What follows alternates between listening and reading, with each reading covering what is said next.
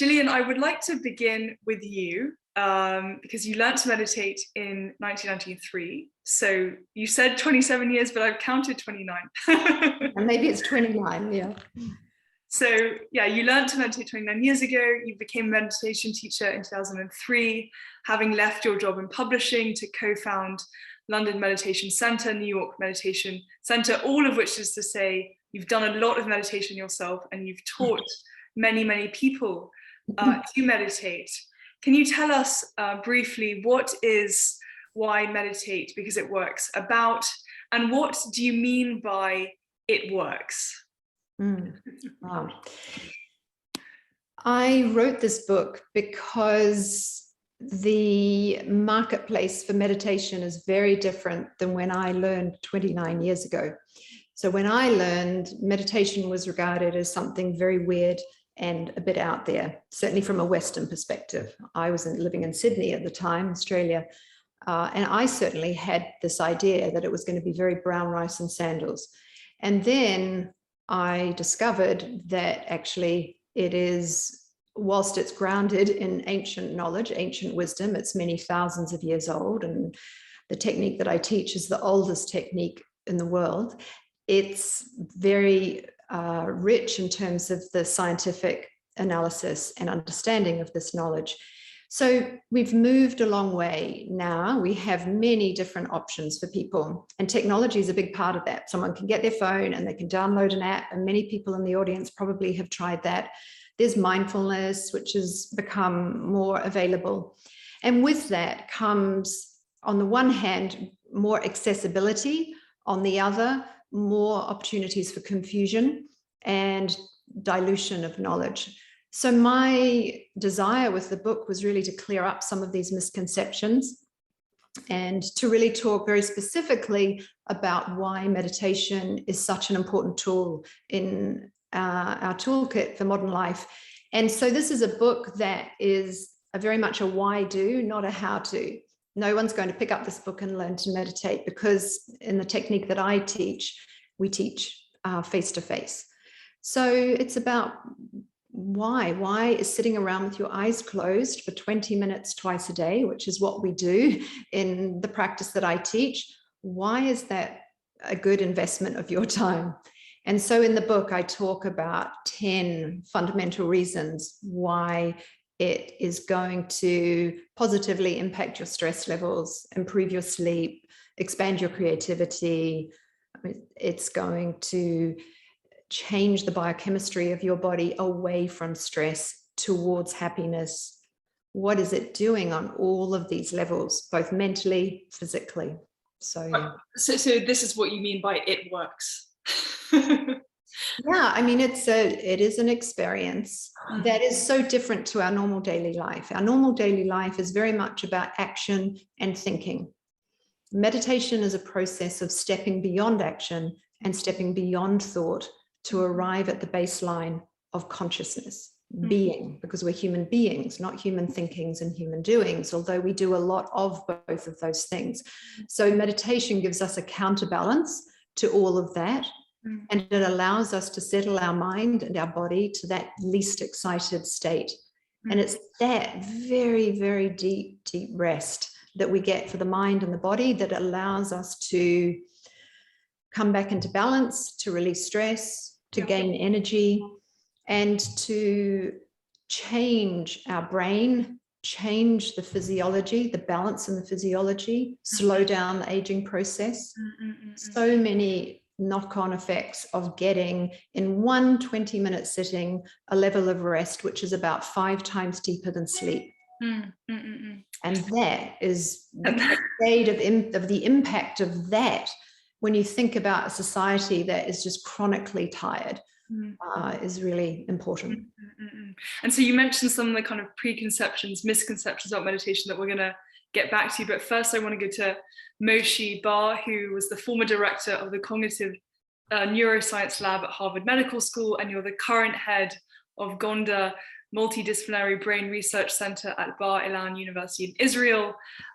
Welcome to the virtual library, Moshe. Yeah. Just like I asked Jillian, could you please tell us what is your kind of main thesis of your book, Mind Wandering, how it can improve your mood and boost your creativity.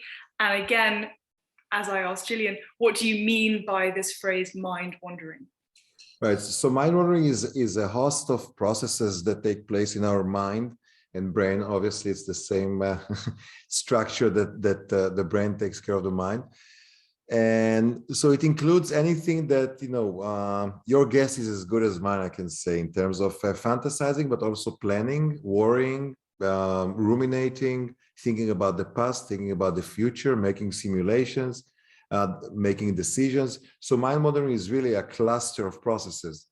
And when I talk about, so that's basically, the book is about maybe counterintuitively talking about how mind wandering is actually good for you. So mind wandering has a bad reputation. So people feel guilty when they mind wander. And some of the mission I took on myself with this book was really to rid people of the guilt, or at least be able to distinguish, because there is bad mind wandering, there's good mind wandering, if I just describe them simplistically. And the bad mind wandering is obviously the obsessive thoughts, ruminations, and worries, and things that we want to kind of move on. And excuse me, Jillian, if I'm using terminology that makes you shriek, but the idea is really not, we can't really rid people of thoughts. That's not maybe a way to think about it, but the idea here is really to be able to distinguish what thoughts you want to hang on to and what thoughts you just want to observe and maybe let go.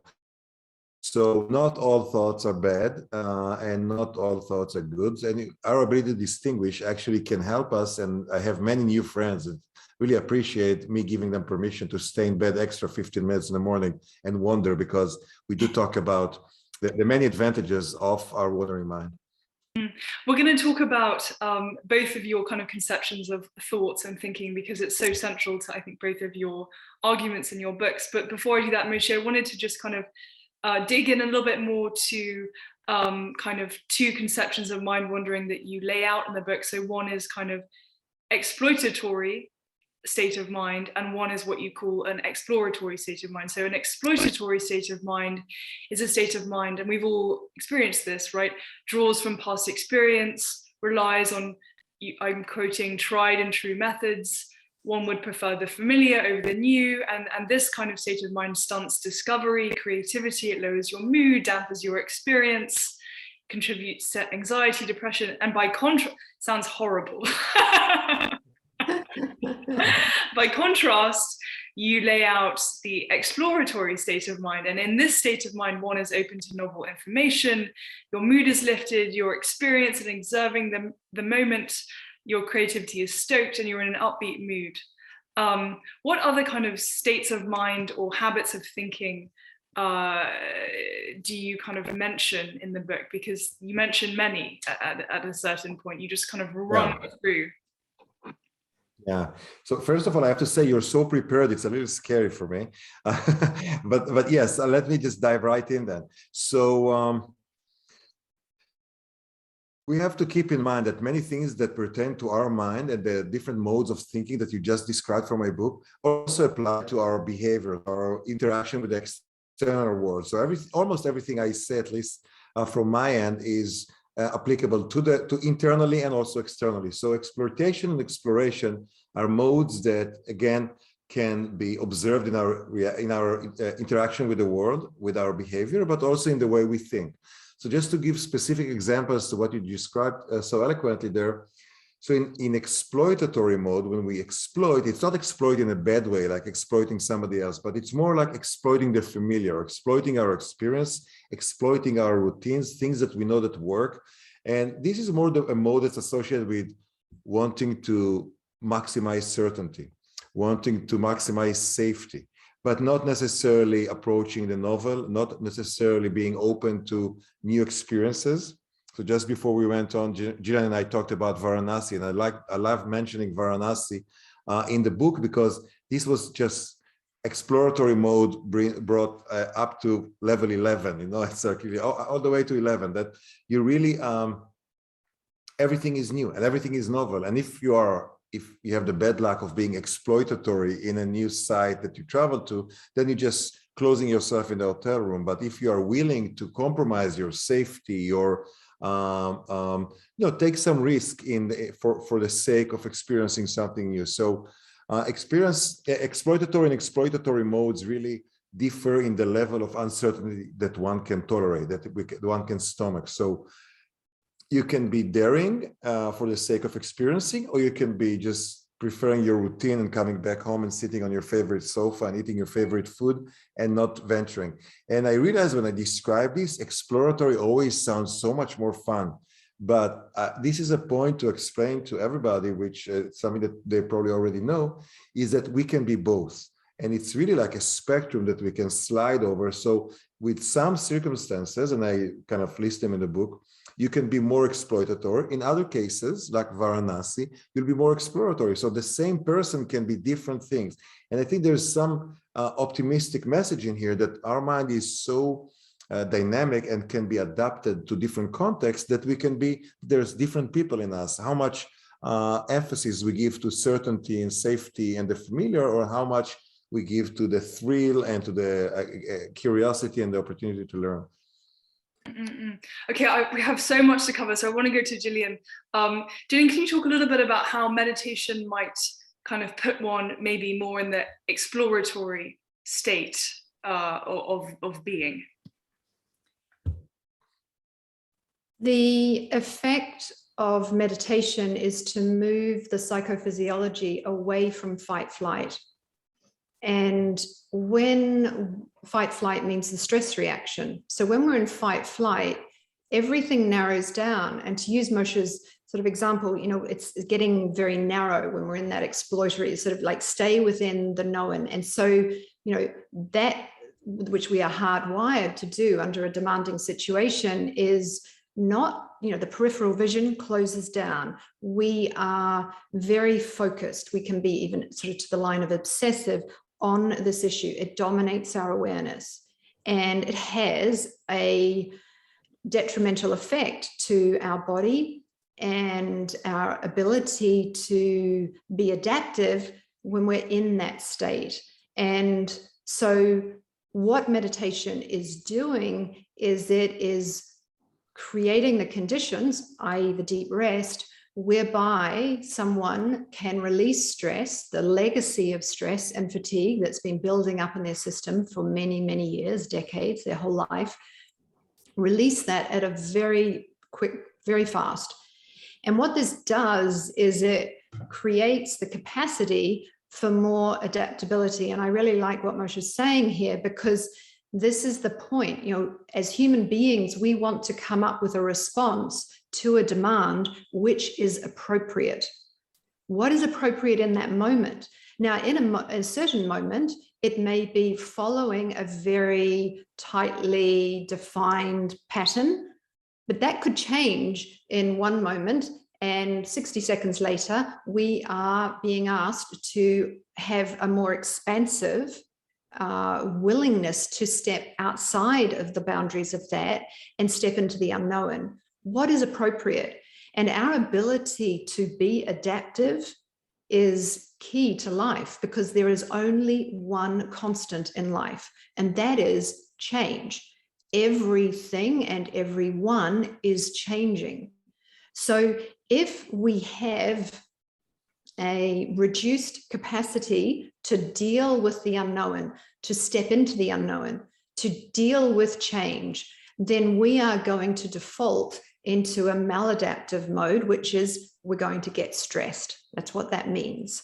So meditation delivers the antidote to stress. It delivers deep rest, many, many times deeper than sleep, for example. And that is the precondition whereby we can then clear the system, rebalance the system, and create that capacity for resilience and adaptability. And I think adaptability is a very key part of our challenge as a human being in this rapidly changing environment. And the pace of change is not slowing down, it is speeding up. So this is asking us to step into the unknown. It's asking us to be curious. That is very hard to do when you're stressed and tired. It's just, we will not have that capacity. And this is where meditation is a game changer. And for you, Moshe, you actually talk about your meditation experience in Mind Wandering. And while you speak very highly of your own kind of meditation experience, and we're gonna tease apart what we mean by meditation, because I think at the moment we're grouping in many kind of different notions. While you speak highly of your own experience, you also perceive some limits to mindfulness meditation, and this is not to be confused with the type of meditation that Jillian teaches, but you say that mindfulness, if we were to rigorously impose it on ourselves constantly, would turn us into observers of our lives, making it harder to be fully engaged in the living of them, to be lost in the rush of experience. Can you talk a little bit about the limits in your view of mindfulness meditation? Yeah, I would love to do that, but do you mind if I just respond to a couple of points that Jillian in her interesting response? So first of all, in my own very superficial and very far from being an expert in anything that has to do with meditation or Buddhism, one thing that really struck me and encouraged me is how different worlds reach the same messages or the same insights, and I think it's very encouraging, and usually it brings truth, right? When people live with different background reach the same conclusion. So I love hearing this. And I do want to talk about the stress that Jillian mentioned in more like a cognitive neuroscience aspects, and refer to something small that I'm sure Jillian will resonate with from her own experience. Is something that we call cognitive load. So you have 100% brain, 100% mind, and now anything that you allocate, either for cooking or for talking with somebody or for doing some workout or watching a movie, part of your brain, part of your mind is being deducted from this 100% and is being committed to some certain activity. So when you load the mind, and it could be something as mundane as keeping in mind your grocery list, it doesn't have to be a stressful event. As long as you keep something in mind, and we had some experiments that have shown this, that if you load somebody's mind with things to remember or with some sources of stress or some ruminations, such as in mood disorders, such as depression, this takes away from your 100%, if I'm being simplistic here. It leaves you with less to experience your life. So it leaves you with less ability to be creative. It leaves you with less ability to experience the full richness of your experience. So this stress that Jillian is talking about really is represented in our world as some sort of a cognitive load that takes away from your abilities. So I definitely am on the same page there. So the point that you referred to, Alice, was that my observation that, so I have to maybe preface and say that when I started my journey into the, which is still in a very early stages, into the world of meditation and Buddhism, I really made a deliberate explicit decision that I try to hang on to, which is not to be a scientist when I'm in a meditation retreat. It's very easy, and I started, in John Kabat-Zinn when I was still in the US, and did it in Amherst, where you develop the mindfulness, and I decided very consciously, I'm going to leave my scientist skeptical hat at home. Otherwise, I won't be open to all this new knowledge and new practice. So obviously, you want to learn. I don't want to come there and show how smart I am. I want to come there and learn how smart, this old practice is. So I really try to put things away. And of course, I can't fight my DNA. So, like the second sentence, the instructor said that they're going to teach you diffused attention. And for me as a scientist, attention is like a spotlight by definition. So now diffuse. And I thought, I'm in for like a serious challenge here of trying to keep quiet. And indeed, I learned new things because of this attitude that I'm very proud of having taken here. And I did learn about diffused attention specifically and other things, and was able to bring them back to my world after the retreats, not during the retreats, and kind of try to connect the worlds. So I've gained a lot from this experience and from this openness and from being exploratory, at least in those cases. So I did notice, and I list this in the book, at least 3 types of perspectives that we can take with their thoughts or with their, whatever is on their mind. Coming into this world, I sheepishly would admit that even as a cognitive neuroscientist, that thinking about thinking so often, still I was ignorant in the sense that, the instructor tells us to observe our thoughts. And it seems to me nonsense. Like, how can I observe my thoughts? But then with practice, you realize that you can really be an observer and look at this train of thoughts as if you're on the station and just observing your thoughts coming and going. But I did realize the more proficient I became, and again, I'm very far from being fully proficient, but more proficient I became in achieving the states of mindfulness or enhancing my ability to be mindful in my environment, I realized that I'm almost narrating or just pointing out things that I see, things that I sense. And it's beautiful to be able to appreciate the beauty. Oh, I'm looking at this flower, and I look at these little leaves and the little dew on the flower. Really be able to be hypersensitive and see things I couldn't see before. And I'm thankful for this and appreciative. But it did seem to me that I'm gradually losing my ability to be immersed in an actual experience. So now, by being mindful, I'm getting rid of this absent-minded trait that we try to get rid of while we're practicing mindfulness. But I do lose the ability also to get lost in an experience. And some experiences you want to be really fully immersed in. I try to be provocative in the first paragraph and talk about kink, but it doesn't have to be reserved to extreme experiences. You do want to be immersed in the taste of the mango that you're biting and the story from your little child. Yeah, so we do want to be immersed as much as possible. And it felt to me that mindfulness in some cases was colliding with this ability to be fully immersed. Because if you're mindful, when you're immersed, the way I see it, at least, is you don't think at all. You don't narrate, you don't point things, you're not thinking. You really are experiencing to the fullest. So it seemed to me that mindfulness is not my, at least, ultimate goal, but rather should be added to my repertoire of things I can achieve with my mind, and the way I experience life, but not something that I want to be stuck in continuously and being a mindful and then kind of missing the ability to be lost. Jillian, I'd love to hear you on this, because in your book you address, what Moshe described, mindfulness, as well as other kind of techniques that one might call meditation or meditative, such as Tai Chi, guided meditation, Hatha yoga. So how is the type of meditation that you teach different from the technique that Moshe is describing and all these other techniques? Yes, let me explain, although I just want to acknowledge what Moshe was saying. I'm really impressed that fine distinction is being made about the process itself, because this is something that I hear a lot. It's a bit like akin to somebody being in Varanasi and actually there, no filters available for the experience, or they're kind of walking around with a camera, sort of, there's a process of the experience rather than actually being naturally in the experience without any effort required to do that.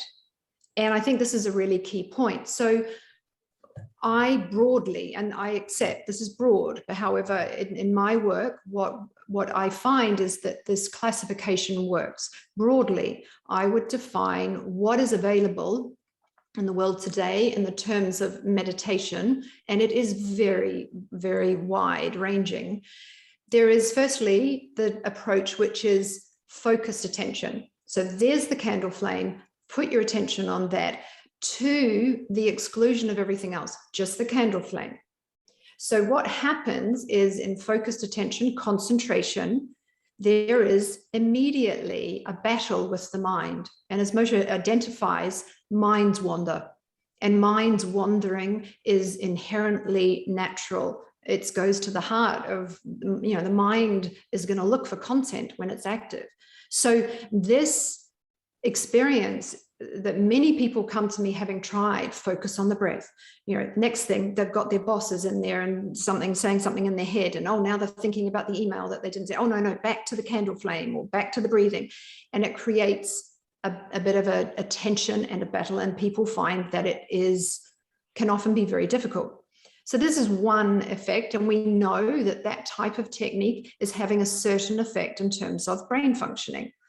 Then there's a second category, which I call open monitoring awareness. This is where mindfulness will fit in.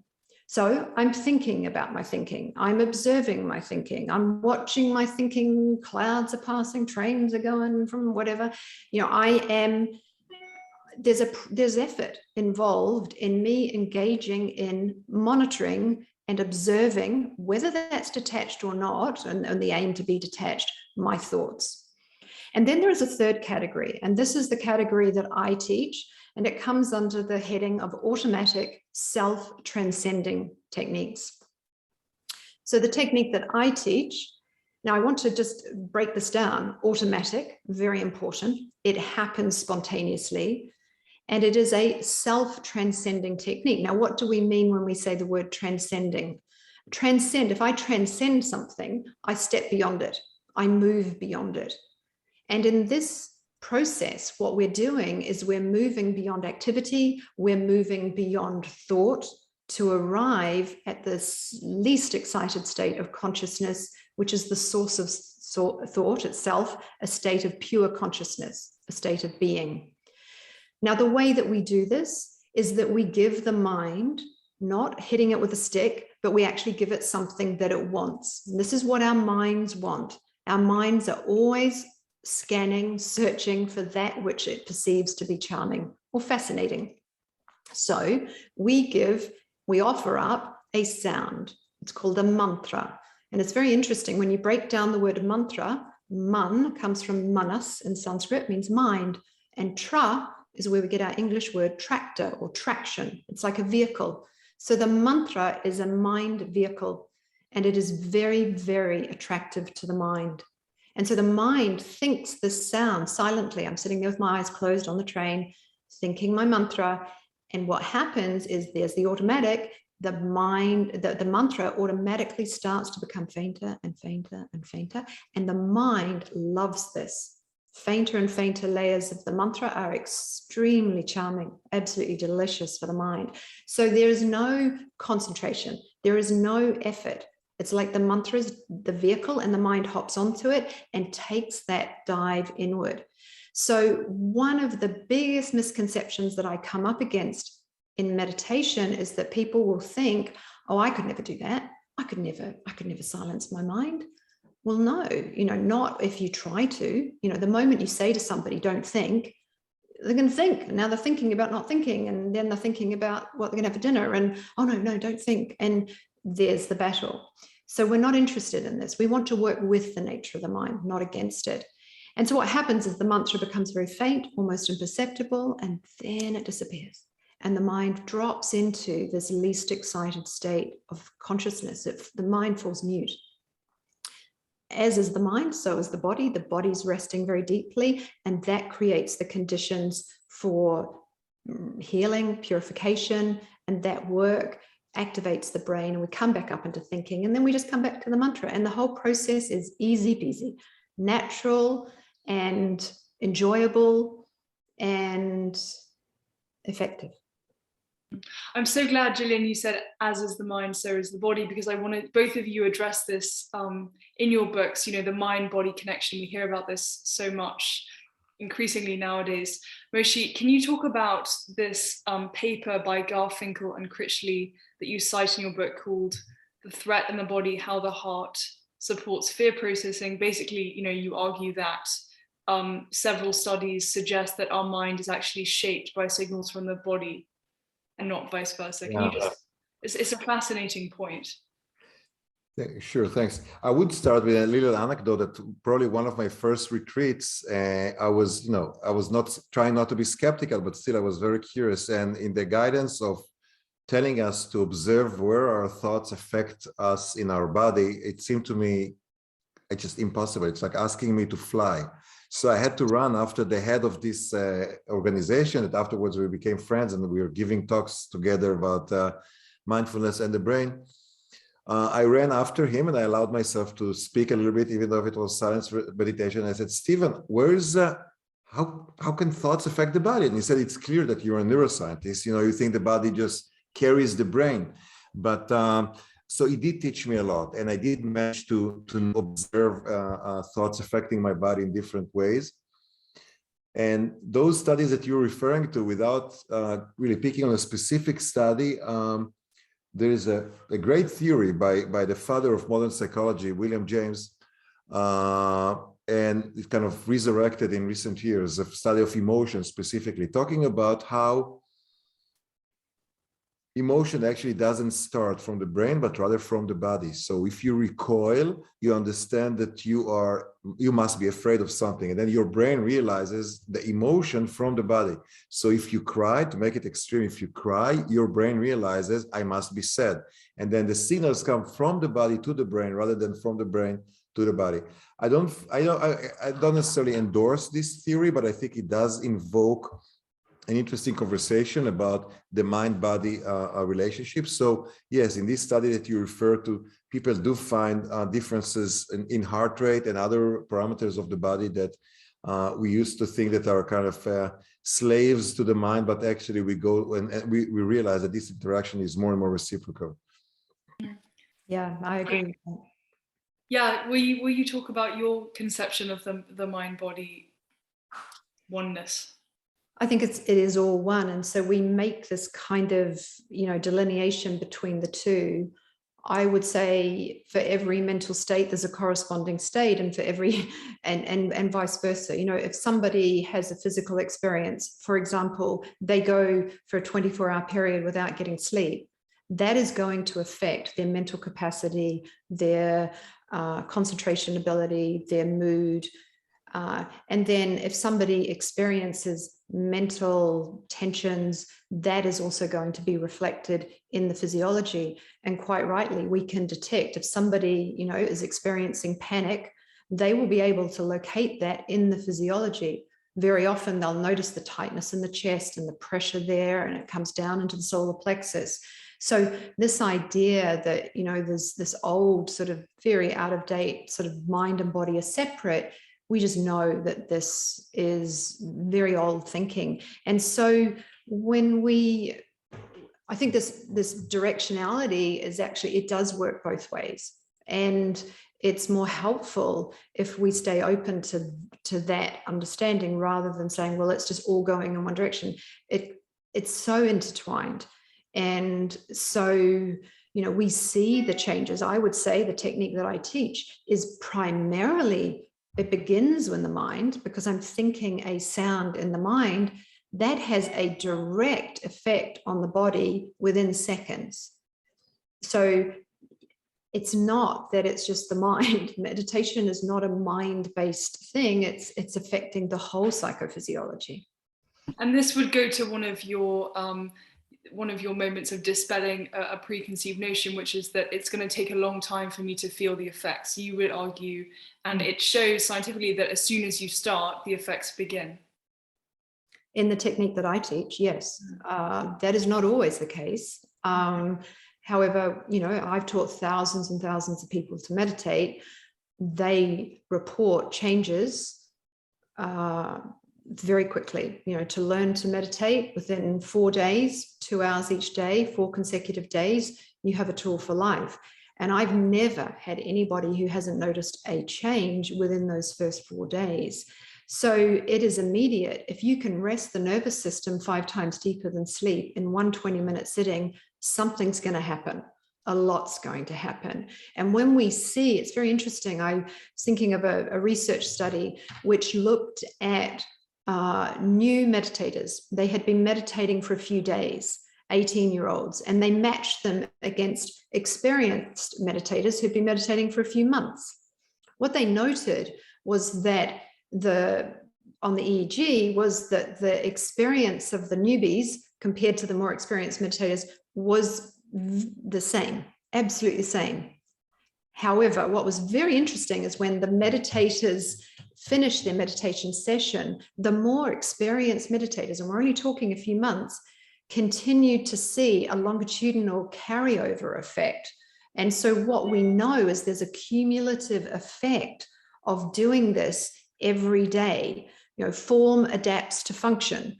What you do with your brain changes it. And when you meditate, you change your brain, like you learn a musical instrument or you learn another language. Those interneuronal connections are forming, and this is, I'm really stepping into Moshe's area here, but that is changing your brain, and that has an impact in terms of the the functioning and the capacity. And so when we look at results of people practicing this technique of meditation, we see improvements in concentration. We see changes in long and short-term memory.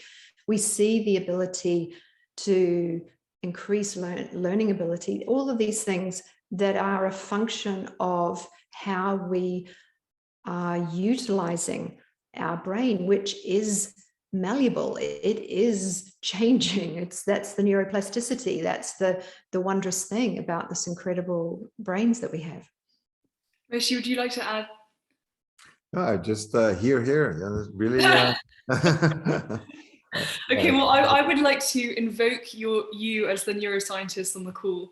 Can you tell us how does one actually scientifically measure brain wandering? And then I'll ask Jillian about measuring meditation. I mean, how does it actually work? What are we testing here?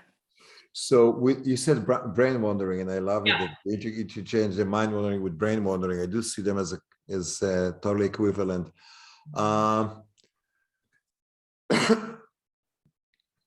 Your intuition behind this question, I think, is very much on target in the sense that it's really hard to measure what's going on in somebody else's mind. And this is why this kind of research has been waiting for so long. That I mean, neuroscience itself is a relatively new field for science. So thinking about the mind and trying to understand if you're wondering now, just now, that I think that you're listening to me, but I wonder if you're wondering, and it's really hard for me to go through this forehead and like examine what you're thinking. So the methods are still pretty, I don't want to say primitive because I do believe in them, but they don't feel like a microscope or like something that's really totally accurate. So one of the most common methods is just thought sampling. So stopping you at random points during a session and asking you, what are you thinking about right now? What are you thinking about right now?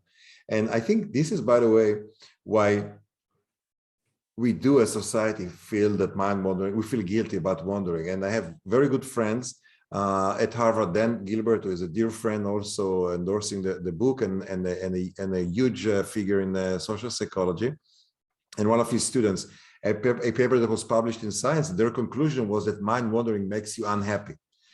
And I do not support this, and they are familiar with my specific qualm with this approach, because the method, which was pioneering, revolutionary at the time, some application on the iPhone or any phone that kind of interrupts you during the day in some random points and asks you, what are you doing right now? What are you thinking about right now? What are you supposed to be doing right now? So imagine that you've been sampled the last day 5 times, and every time you say, I need to be doing A, but I'm actually thinking about B. So like, of course, you're unhappy. You feel like you're off target and you're not a good citizen of your activities, and you're just slacking. But your mind really has a mind of its own, and mind wandering is notorious for being spontaneous and beyond the reach of our conscious control. So it starts whenever it wants to start, and it ends whenever it wants to end. So the idea here is really that we can gain better control, of course, through meditation, but the idea here that the raw phenomena of mind wandering just happens, and we shouldn't be feeling unhappy about it specifically, but rather try to gain more control. But yes, the main methods are, if you want it behaviorally, then it will be some kind of questionnaires. And kind of random sampling. We can put people, and we call it sticking them in the magnet, putting them in MRI and functional MRI, and looking at what happens in their brain when they're wandering. So they don't have any specific task, and we look at what happens in their brain. And this is how we discovered, this was one of the biggest revolutions in cognitive neuroscience in the last 2 or 3 decades, was what we call the default mode network. So we've discovered that there is a massive network that's vigorously active when we're not doing anything.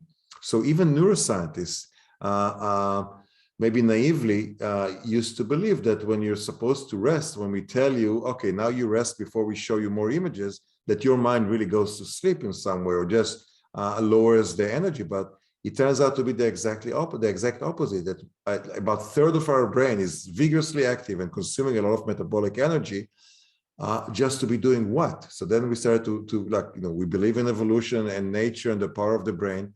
It ought to play some function. If we are wandering to such extent and with such zeal, then we really want to understand there must be a function there. So how do we understand the function of mind wandering? Is really resorting to these methods that you asked about, of sampling and looking at the brain while you wander and looking at what network is active when you're wandering.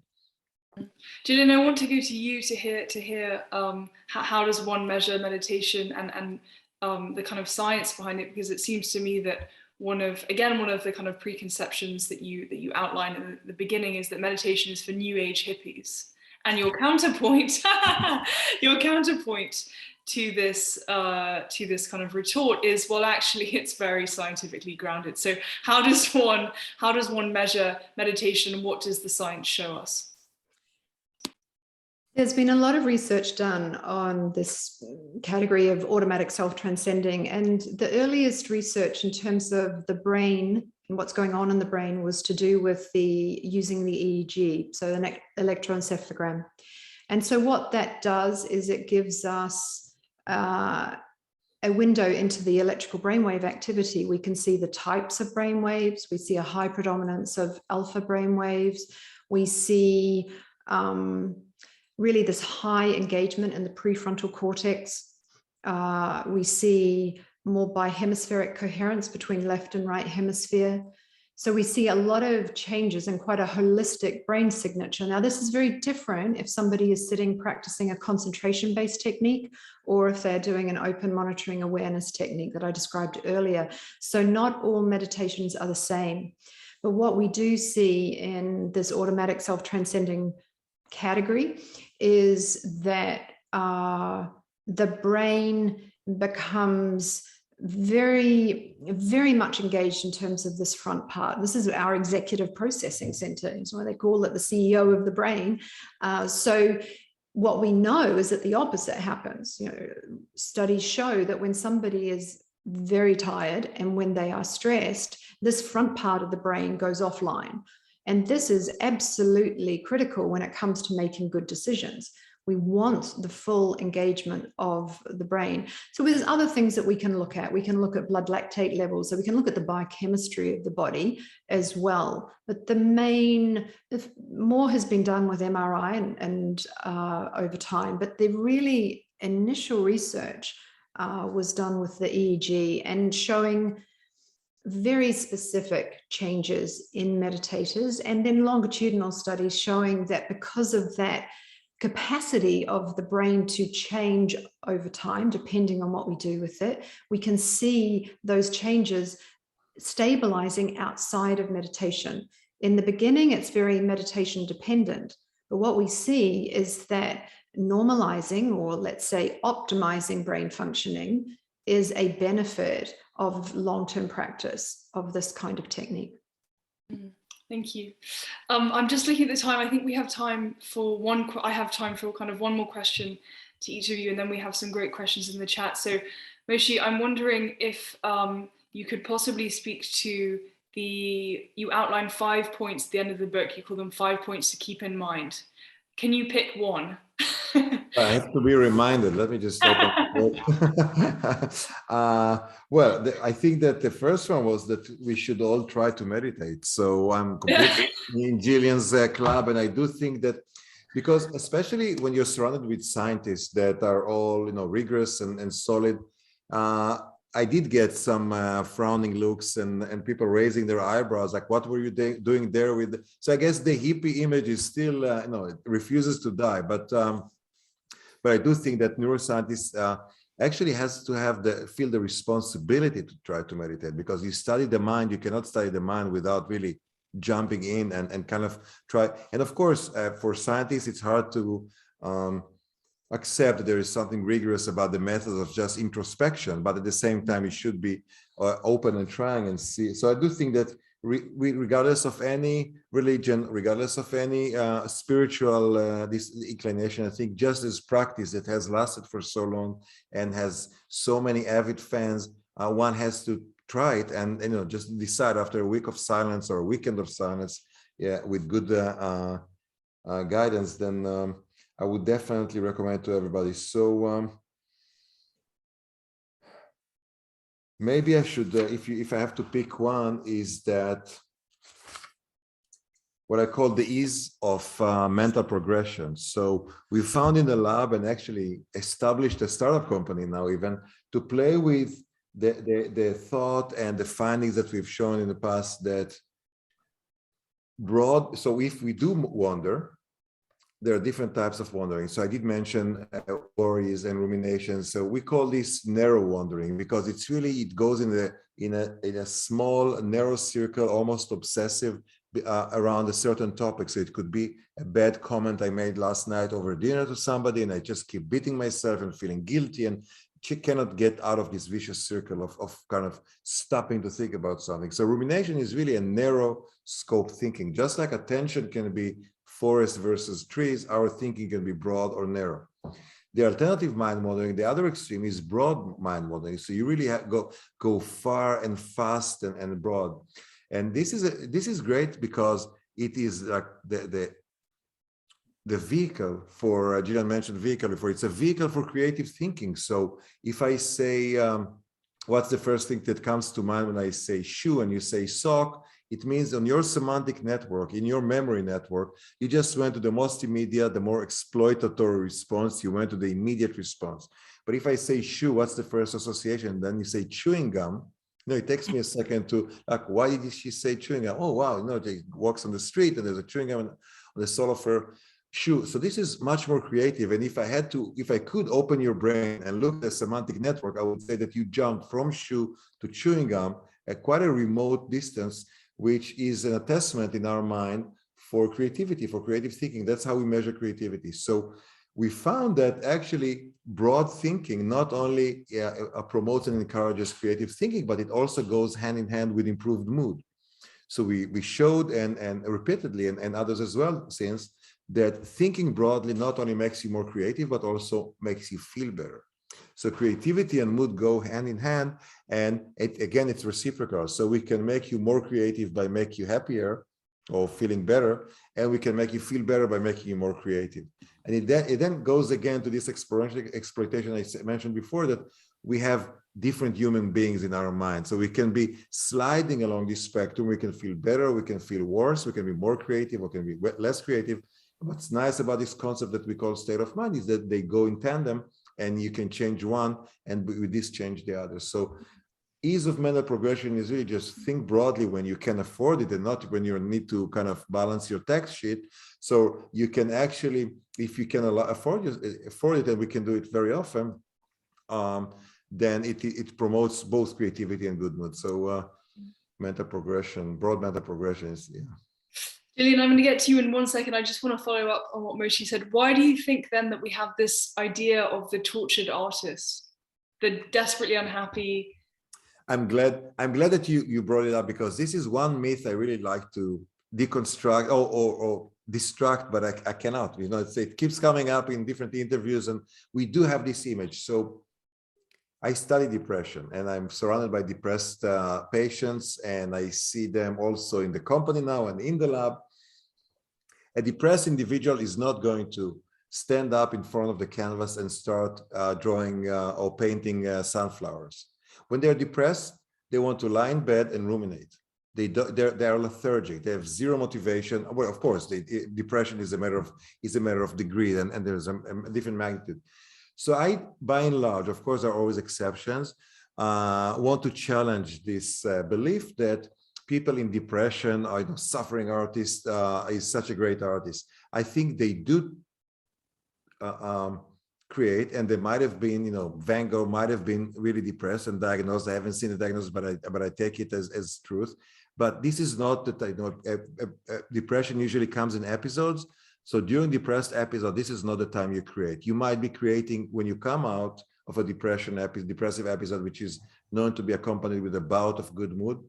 And if time permits, I can talk about creativity and how it requires really opening your mind and closing your mind in order to bring an idea home. But I don't want to take away time from Jillian. So if this issue of creativity comes up later, we can expand. There was a question in the chat, but I want to go to Jillian because I'm going to ask you the same really difficult question. And in fact, it's more difficult for you because you have twice fold Moshe's final points. You outlined 10 reasons to meditate. I'm just going to skip through them so that everyone gets a full kind of conception of all the reasons they might and should. Less stress, calm in the face of change, better health, sustainable happiness, clearer thinking, to Moshe's point, enhanced creativity, restful sleep, slower aging, fulfilling relationships, and number 10, very poignant right now, more peace in the world. Which, Jillian, which reason do you take to your desert island, as it were? The first one, less stress. Mm. And the reason for this, it's like all roads lead to Rome. You know, it's the precursor. We know that when you're stressed, you're going to be less creative. We know that when you're more stressed, you're going to accelerate the aging process. So a highly distressed person and premature aging, those things go hand in hand. We know that it's going to affect mood. We know that it's going to affect your sleep. It's going to impact so much of your life. So that's why I started with that. And I think it is in our society right now, there's this sort of, this idea that we just sort of have to learn to live with it, you know, that we have to cope. And I don't think that's good enough. You know, I get asked to speak about, you know, will you come and talk about something around sort of stress management? And I'm like, no, I'm not into managing it. I want to get rid of it. And I know how to teach people to do this. So I think we live in a highly demanding, hectic, rapidly changing world. And what that means, and this is why this issue of adaptability is so important, I think, is we have to have the flexibility and the capacity to come up with responses to demands that are appropriate. And that is, you know, undermined by being in a state of fight, flight. And what we see in our society today is chronic stress. So we see people in this situation, not acute stress. It's not fight the saber-toothed cat and then go back to a state of homeostasis. It is traffic jam and then late for the appointment and then a run-in with your partner and then and it is a build-up that without an antidote is going to make us unhappy.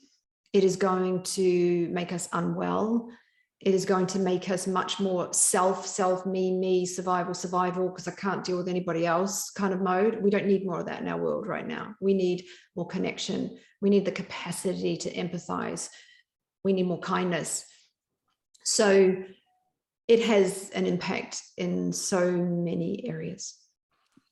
Thank you so much. I'm going to turn to the chat, and before I do, I just want to acknowledge the international makeup. That's why I really like doing these Zoom events, because we really reach people from all over the world. We have Susan in Toronto, Canada, Jim in the French Alps, Amelie is in Paris, Vanda's also in Toronto, Canada.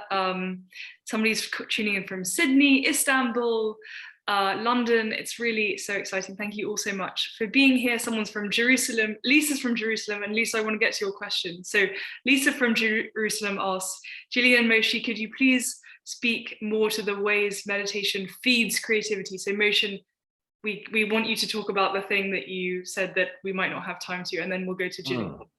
Yeah. I was in Jerusalem yesterday. Lisa could have asked me this there.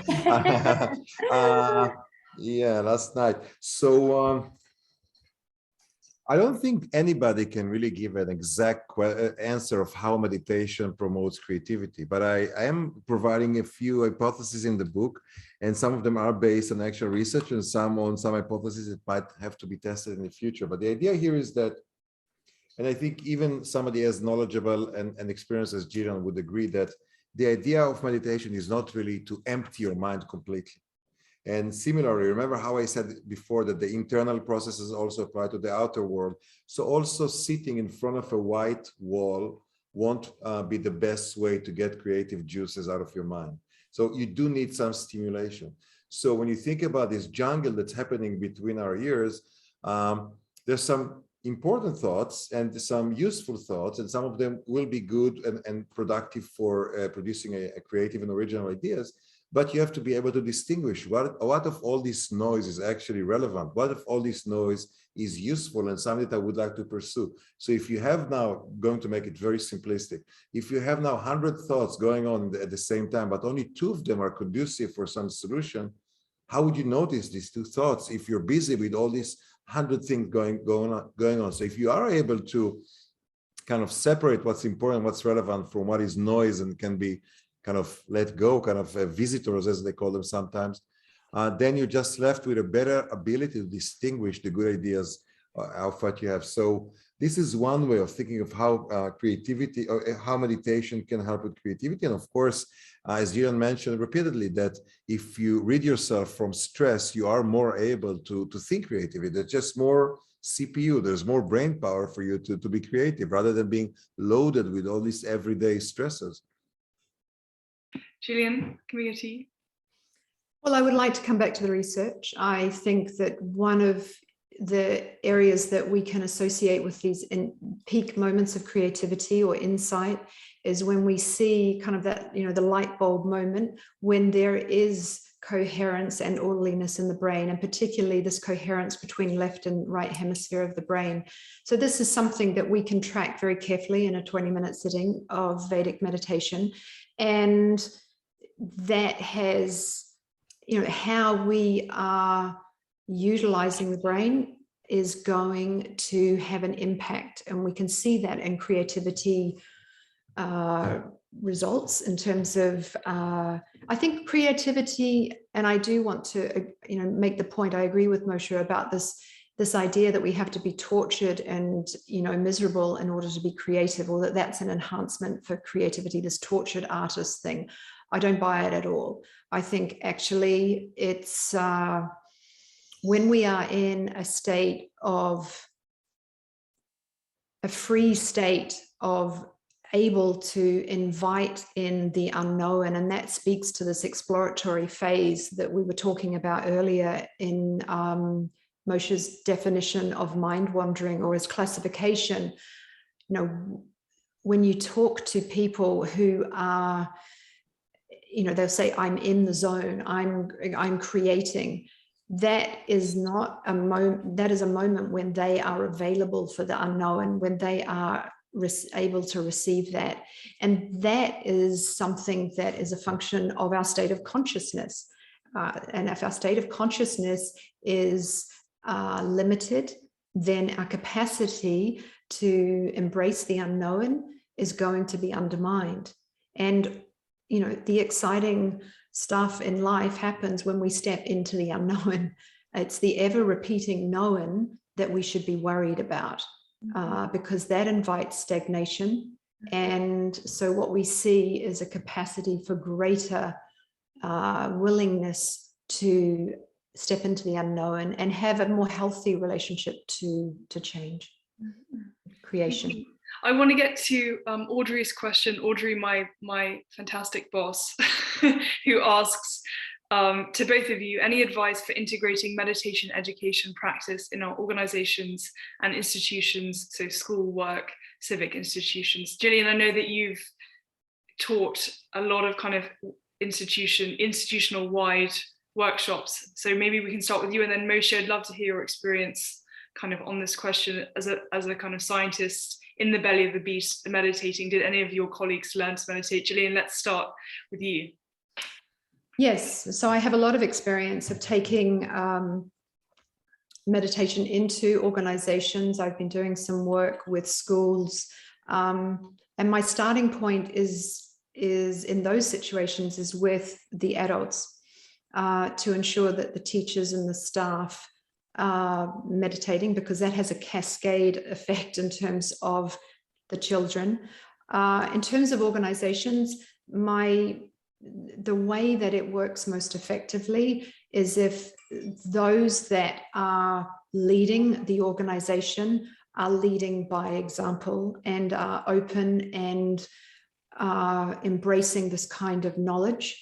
And so we're just doing a program in New York at the moment, and we're working with a very large organization where the senior VP learned to meditate, could see the benefits, could see the application and the impact on her own life, but also able to see how that could affect her team, and then opened this up as a program for people who wanted it, not forced into it, but who wanted it, to take this up and make that available. And I think that it does need that kind of someone with that mandate, and somebody who is able to lead by example, it works very, very effectively. And the effect on organizations is massive in terms of just that, the relationships, the cohesion, the productivity, the health, mental well-being of all of your staff, and the creativity. It's very, very clear.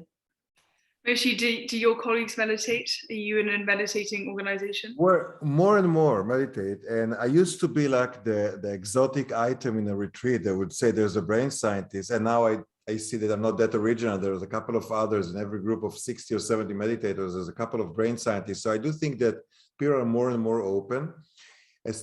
I can say, at least in the Israeli system, that it's actually a very common practice. My kids did practice mindfulness, and it's very common. I have friends who started, scientist friends who started the programs for schools with mindfulness, even prison and mindfulness, obviously workplace and mindfulness.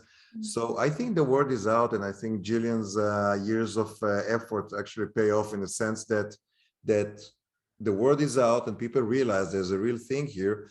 I think if I can give Jillian an insight from my naive perspective, I do notice from people that I speak with that they're scared of the amount of effort that they think it requires before getting benefits. And I think that what you mentioned before, that actually the benefit can come quickly, depending on the practice and how serious you are, how committed you are, and the level of your guidance. But I personally can say that I felt like after 3 days into my first week of retreat that things are very different and in a good way. It's not like a magic solution, at least not in my mind, but it does happen every retreat that I have, like at least half a day of bliss that I would imagine a psychedelic experience feels like it. Or at least this openness and this richness of corals and everything. But of course, this is not the main reason. But yes, so to answer your question, I do see a lot of openness in the more government system, the schools, the prisons, and workplaces. So it's out there, and I think it's possible to teach novices as long as they're interested.